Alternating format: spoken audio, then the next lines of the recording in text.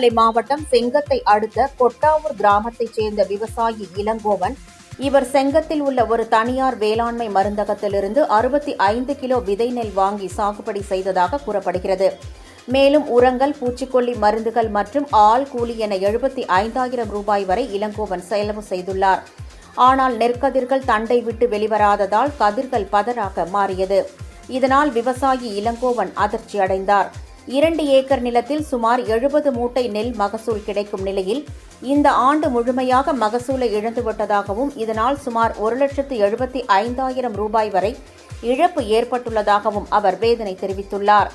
ஆண்டுக்கு ஒரு முறை மட்டுமே கிடைக்கும் இந்த பருவ சாகுபடி முற்றிலும் பாதிக்கப்பட்டதால் தன்னுடைய குடும்பத்தின் வாழ்வாதாரம் கடுமையாக பாதிக்கப்பட்டுள்ளதாகவும், சம்பந்தப்பட்ட அதிகாரிகள் உடனடியாக நேரில் ஆய்வு செய்து தரமற்ற விதைகள் வழங்கியவர்கள் மீது நடவடிக்கை எடுத்து உரிய இழப்பீடு பெற்றுத்தர வேண்டும் என்றும் அவர் கோரிக்கை விடுத்துள்ளார்.